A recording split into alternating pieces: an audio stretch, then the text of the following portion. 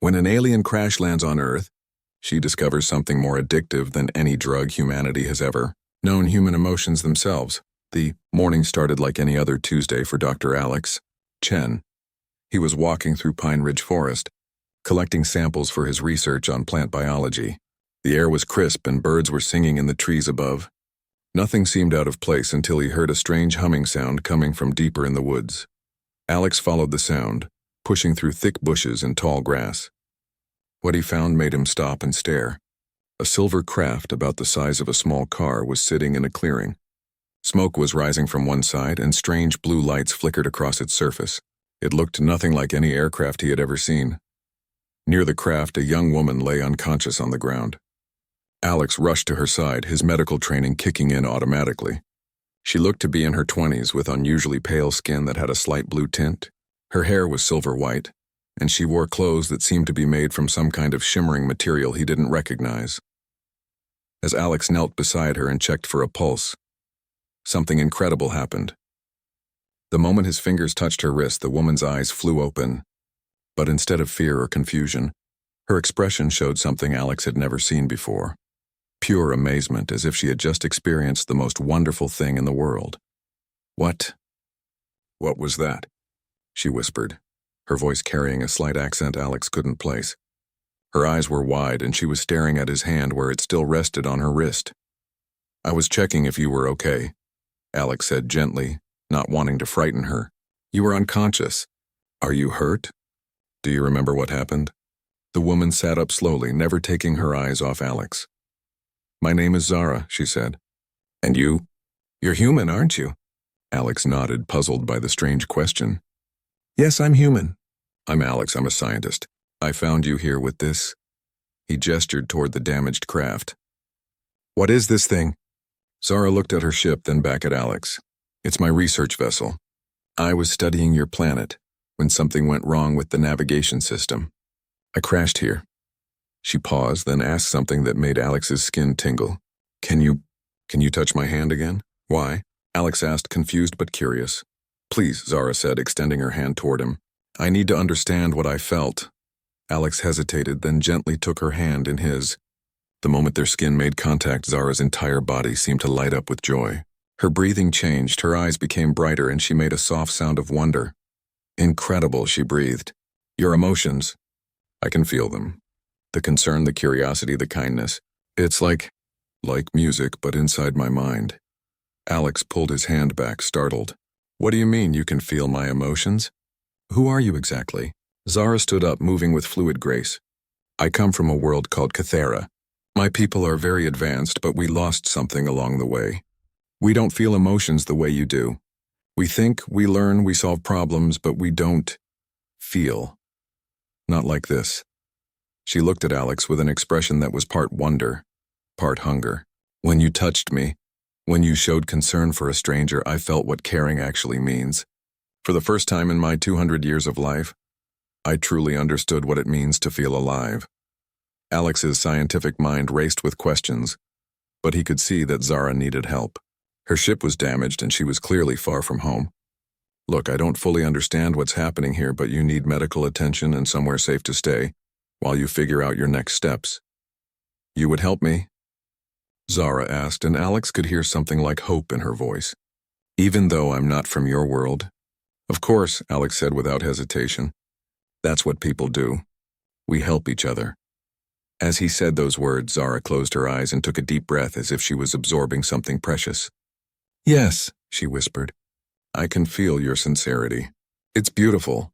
Alex helped Zara examine her ship. The damage looked serious, but not beyond repair. She had tools and technology that were far beyond anything he had ever seen. As they worked together, Alex noticed something strange about Zara's behavior.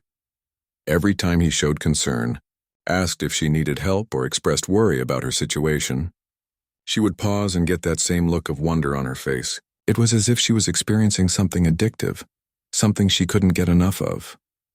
"In my world," Zara explained as they worked, "we solve problems with pure logic. If someone needs help, we calculate the most efficient solution. But we don't feel worried or concerned or happy about it. We just do what makes sense." "That sounds lonely," Alex said, and he meant it. Zara stopped working and looked at him intently. Lonely, she repeated. Yes, that's exactly what it is. But I never knew that word had meaning until now. When you feel sad for me, I can sense that sadness, and somehow it makes me feel less alone. Does that make sense? Alex was beginning to understand what was happening, though it worried him. Zara, are you saying that you can absorb human emotions? Like take them from us? Not take, Zara said quickly. More like share.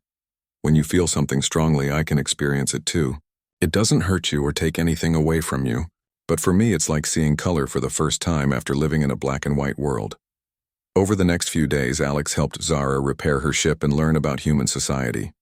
She was incredibly intelligent and picked up on Earth customs quickly, but Alex began to notice that she seemed to be prolonging their time together unnecessarily. She would ask him to explain things she clearly already understood. She would tell him stories about her cold, emotionless home world and watch his face carefully when he reacted with sympathy. She would even create small problems with her ship repair, just so Alex would show concern and offer to help. You know, Alex said one evening as they sat by a campfire near her ship, you could have fixed that power coupling yesterday. I saw you looking at the manual. You knew exactly what to do. Zara's cheeks flushed slightly and Alex could see she was caught. Yes, you're right. I'm sorry. It's just that when you worry about me, when you want to help, I feel something I've never felt before. It's like warmth spreading through my entire body. I can't seem to get enough of it. Alex studied her face in the firelight. Zara, what you're describing, it sounds like addiction. Like you're becoming dependent on human emotions. Addiction? Zara looked confused. My people don't have such a concept. We don't have things we can't control or stop doing. But you can't stop seeking out emotional reactions from me, can you? Alex asked gently. Even when you don't really need help, you create situations where I'll feel concerned or want to protect you. Zara was quiet for a long moment. When she finally spoke, her voice was small. I know it's wrong. I know I'm manipulating you. But Alex, you have to understand, for 200 years I existed in a world where no one feels joy, sadness, fear, or love. Everything is just empty efficiency. Then I met you, and suddenly I could experience all these incredible sensations through your emotions. How could I possibly give that up? Alex felt a chill run down his spine. He cared about Zara, but he was beginning to realize that she was using his caring nature against him. Every time he showed compassion, she was feeding off it like some kind of emotional parasite. This isn't healthy, Zara, he said. Not for you and not for me. You need to find a way to experience emotions that doesn't involve manipulating other people. Zara's expression became desperate. But I don't know how. This is the only way I've found to truly feel alive. Without it, I'll have to go back to that empty existence, and I won't. That night, as Alex lay in his tent, he could hear Zara moving around outside. She was pacing, and he could hear her talking to herself in her own language. Whatever she was going through, it was clearly causing her distress. But Alex was also worried about himself. He had started looking forward to their interactions in an unhealthy way. There was something intoxicating about being needed so desperately, about being the source of such wonder and joy for another being. He was beginning to understand that this situation was dangerous for both of them. The next morning, Zara's ship was fully repaired. She could leave any time she wanted, but as Alex watched her run final diagnostics on her systems, he knew she wasn't going anywhere. She had found something on Earth that she couldn't give up, and he was at the center of it. My ship is ready, she announced, but her tone was flat, almost sad. That's good, Alex said, though part of him didn't want her to go either. You can go home now. Zara turned to look at him, and in her eyes was an expression that made Alex's heart race with both excitement and fear. What if I don't want to go home? What if I want to stay here and study your people? For science, of course. Alex knew it wasn't really for science. It was for the emotional high she got from human contact. And the scariest part was that he wasn't sure he wanted to say no, being needed this intensely, being someone's source of wonder and joy. It was addictive for him too. I think, Alex said carefully, that we both need to be very careful about what happens next. Zara smiled. But there was something hungry in that smile that made Alex realize their story was just beginning. And he wasn't sure if it would end well for either of them. 3 weeks had passed since Zara's ship was fully repaired, yet she remained on Earth. She had convinced Alex that she needed more time to complete her research on human behavior. But deep down, Both of them knew the real reason she stayed. Alex noticed the changes in Zara almost immediately. What started as innocent curiosity about human emotions had transformed into something much more concerning. She would appear wherever people were experiencing strong feelings, like a moth drawn to flame. "I found the most fascinating subject today," Zara told Alex one evening as they sat in his small research cabin. Her eyes were brighter than usual, and there was an energy about her that made Alex uncomfortable. "Oh? Who was that?" Alex asked, though he was beginning to dread these conversations. "A woman named Lisa who works at the coffee shop downtown. She was crying because her boyfriend left her. The pain she was feeling was so intense, so pure, I could taste every bit of her heartbreak." Zara's voice carried an almost dreamy quality. Alex set down his coffee cup harder than necessary. "Zara, that's someone's private pain. You shouldn't be feeding off people's suffering." "I'm not hurting anyone," Zara protested. "I'm just observing. And sometimes I even help." I told Lisa that her boyfriend didn't deserve her tears, and she smiled through her crying. That moment when sadness mixed with hope was absolutely incredible. But Alex could see what was really happening. Zara wasn't just observing anymore. She was actively seeking out emotional situations, and worse, she was starting to create them. The next day, Alex decided to follow Zara discreetly. What he saw confirmed his worst fears. She had positioned herself near the local elementary school during pickup time. When a little boy named Tommy fell off his bike and scraped his knee, Zara was there instantly.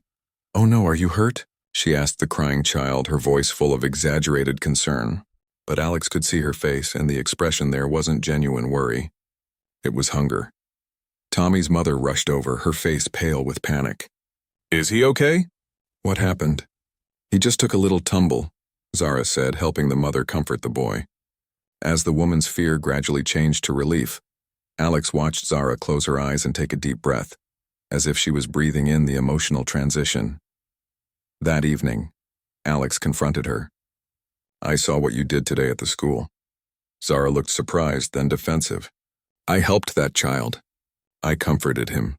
"You were there before he fell, Zara. I saw you watching him ride his bike. You knew he was going to crash, didn't you?" For a moment, Zara's composed mask slipped. I can sense when emotions are about to spike. It's like seeing the future, but only the emotional future. I knew the boy would fall because I could feel the fear building in him. And you did nothing to prevent it. I didn't cause it either." Zara snapped, but her voice lacked conviction. I was there to experience it when it happened." Alex stared at her in disbelief. "Do you hear yourself? You're talking about a child getting hurt like it's entertainment for you." Zara's expression crumbled. "You don't understand what it's like, Alex. My entire species lives in emotional emptiness. We solve problems, we build technology, we explore the universe, but we never feel joy from our accomplishments or sadness from our losses. We're like machines pretending to be alive." She began pacing the small cabin. "But here, through all of you, I can experience everything. The rush of excitement when someone wins a game, the deep ache of loneliness when someone misses a loved one, the warm glow of love between partners. It's like I've been blind my whole life and suddenly I can see. But you're becoming addicted to it," Alex said softly. "And addiction makes people do terrible things." Zara stopped pacing and looked at him with desperate eyes. "Then help me control it. Teach me how to feel emotions without needing others to provide them." Alex wanted to help, but he was beginning to realize that he was part of the problem. Every time Zara looked at him with those pleading eyes, every time she shared her lonely stories about her emotionless home world, he felt compelled to comfort her. And she fed off his compassion like a drug. "I've been thinking," Alex said carefully, "maybe you should contact your people. Let them know you're safe and ask for their help." The change in Zara was immediate and frightening. Her face went pale and her hands started shaking. "No, I can't go back there. I won't go back to that empty existence. Zara, you need help that I can't give you. You're all the help I need," she said, moving closer to him. "Your emotions are so pure, so strong. When you worry about me, it's like warm sunlight. When you're angry with me, it's like a thunderstorm, terrifying but beautiful. I can't give that up." Alex realized with growing alarm that Zara had been manipulating him from the very beginning. Every story about her lonely world, every plea for understanding, every moment of apparent vulnerability had been carefully designed to make him feel protective and caring toward her. "You're using me," he said, stepping back from her. I'm sharing with you, Zara corrected. Don't you see? We have something special. You get to be the savior, the kind human helping the lost alien, and I get to experience what caring feels like. We both benefit. That's not how healthy relationships work, Zara. But Zara wasn't listening anymore. She had discovered something new in Alex's emotional pattern, something that excited her even more than his compassion. You're afraid of me, she whispered, and her eyes lit up with a disturbing intensity. Real fear, the kind that makes your heart race and your palms sweat. This is incredible. Alex backed toward the door. Zara, you need to stop this now. But I can feel how afraid you are that I won't stop, she said, following him. The fear is mixed with guilt because part of you doesn't want me to stop. You like being needed this much. You like being the center of someone's entire world.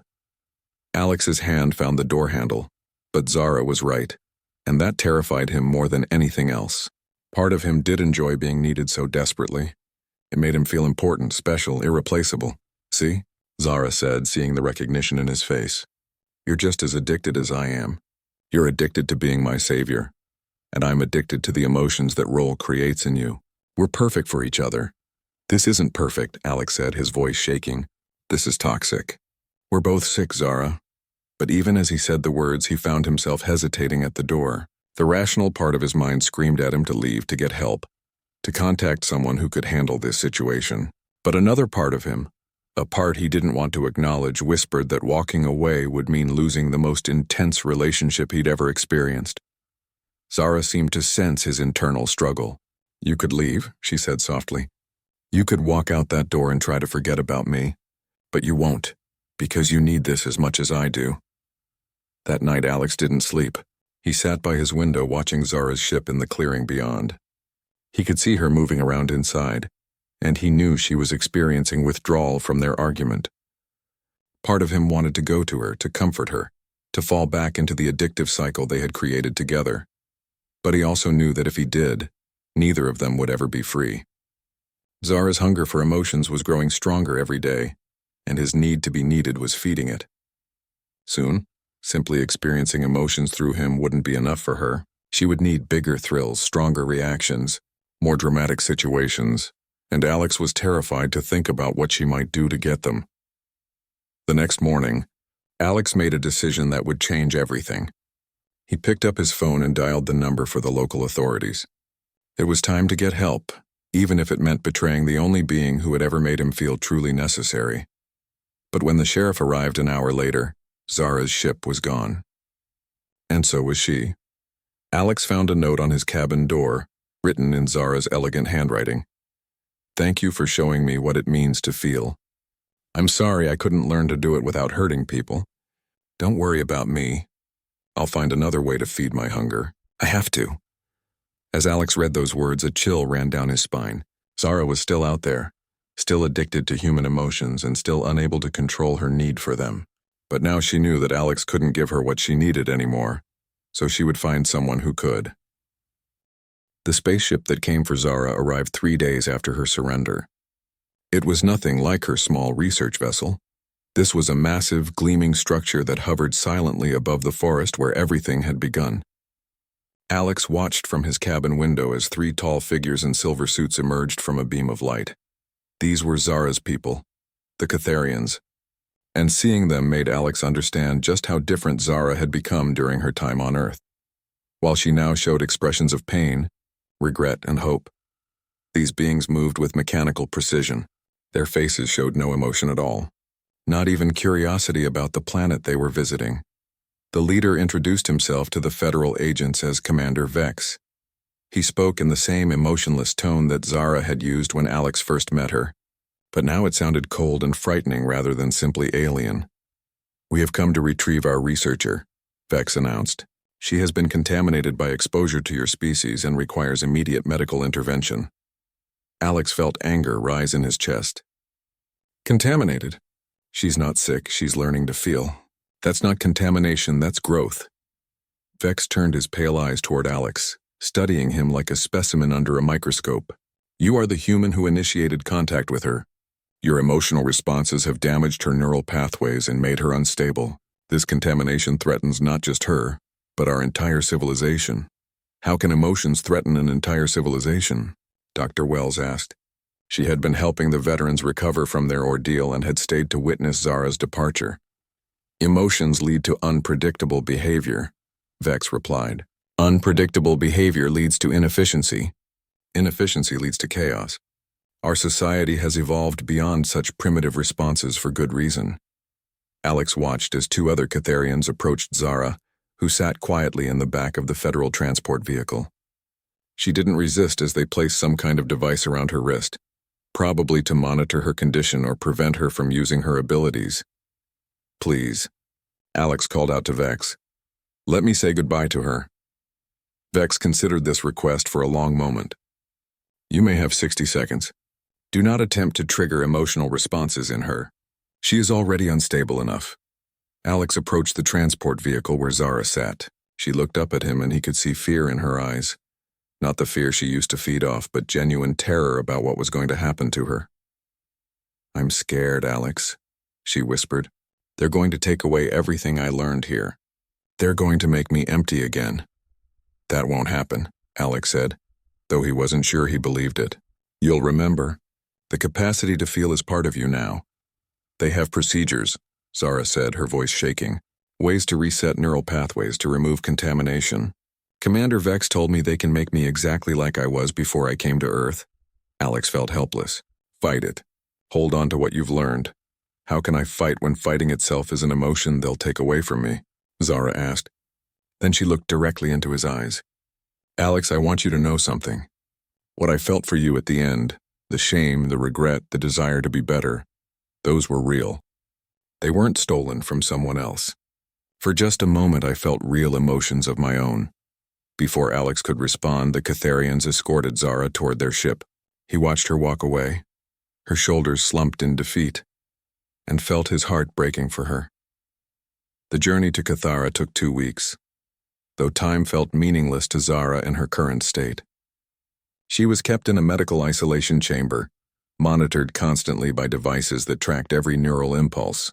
The Catharians treating her spoke about her condition in clinical terms, as if she were a malfunctioning piece of equipment rather than a living being. Dr. Nex, the lead medical officer, examined Zara's brain scans with cold precision. The contamination is extensive, he announced to his team. The emotional processing centers have developed far beyond normal parameters. Neural pathways that should not exist have formed connections throughout her entire nervous system. Can it be reversed? Asked one of the technicians. With the neural reconditioning procedure, yes. We will essentially rebuild her brain to factory specifications. All emotional capacity will be removed along with the memories that triggered its development. Zara listened to them discuss her fate as if she weren't there. The old Zara, the one who had first arrived on Earth, might not have cared about this clinical approach. But the new Zara, the one who had learned to feel, was terrified.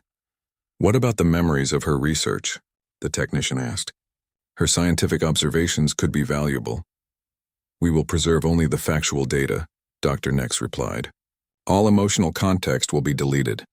She will remember humans as subjects she studied. Nothing more. The thought of forgetting Alex, forgetting the wonder of first feeling kindness, forgetting even the pain of her addiction. It was worse than death to Zara. At least in death, the experiences would have meant something. This procedure would make it as if none of it had ever happened. Back on Earth, Alex couldn't stop thinking about Zara. He threw himself into his work, but everywhere he looked, he was reminded of her. The forest where he found her ship. The cabin where she first manipulated his emotions. The coffee shop where she had fed off Lisa's heartbreak. Detective Ray Cooper visited him regularly, officially to close the case, but really because he could see that Alex was struggling. Any word from the government about what happened to her? Alex asked during one of these visits. Ray shook his head. Nothing official. But there are rumors that some people in high places are very interested in what she could teach us about consciousness and emotion. Apparently, her abilities showed us things about the human brain that we never understood before. She's not a lab rat, Alex said bitterly. She's a person who learned to feel and then had it taken away from her. You really care about her, don't you? Ray observed. Alex was quiet for a long moment. I think I loved her. Not the addicted version who manipulated people, but the person she was becoming at the end. When she chose to surrender instead of running, when she put other people's safety before her own needs, that was real growth. and now they're going to erase it all. On Cathara, Zara was experiencing something her captors hadn't expected: withdrawal. Not just from human emotions, but from emotions in general.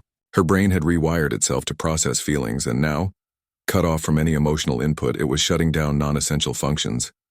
She became weak and disoriented. Food had no taste. Color seemed faded. Even pain felt distant and unimportant. Dr. Nex noted these symptoms with clinical interest but showed no concern for her suffering. "The subject is experiencing systematic neural degradation," he reported. "This confirms our theory that emotional contamination creates dependency. The neural reconditioning procedure will eliminate this weakness." But something unexpected was happening in Zara's mind. As the withdrawal symptoms worsened, she began to retreat into her memories of Earth. She replayed every emotional experience she had absorbed, but now she examined them differently. She remembered the mother's fear when little Tommy fell off his bike, and for the first time, she truly understood what maternal love meant. She recalled the grief at the teacher's funeral and realized it wasn't just sadness. It was a celebration of a life that had touched many others. She thought about the veteran's trauma and saw not just pain, but incredible courage and resilience. Most importantly, she remembered Alex's disappointment in her at the end, not the shallow disappointment she had manipulated from him earlier, but his genuine sadness at seeing someone he cared about destroy herself. That emotion had been freely given, not stolen, and it contained something she had never encountered before: unconditional caring. As these realizations dawned on her, Zara discovered something remarkable. She was generating her own emotions, not stealing them, not amplifying them, but creating them from within. The capacity for feeling that she had thought depended entirely on others was actually inside her all along. The night before her scheduled neural reconditioning, Zara made a discovery that would change everything. Hidden in her memories of emotional experiences was a pattern, a kind of emotional DNA that she could access without external input. She could remember what kindness felt like and recreate a version of it herself. She could recall the warmth of friendship and generate her own version of that feeling. It wasn't as intense as the stolen emotions had been, and it didn't give her the addictive high she had craved, but it was real. It was hers, and it was enough. For the first time since her capture, Zara smiled. Not because she was feeding off someone else's joy, but because she had found joy within herself. Dr. Nex, monitoring her from the observation deck, noted the unexpected neural activity. "Interesting. The subject appears to be generating emotional responses independently. This should not be possible in her current state." But Zara wasn't just generating emotions, she was learning to control them. She was discovering that feelings didn't have to control her behavior. She could experience sadness without despair, anger without violence, joy without addiction. As the medical team prepared for her procedure the next morning, Zara lay quietly in her chamber practicing this new skill. She generated a small amount of hope, just enough to keep her going, not enough to make her reckless. She created a measured amount of determination,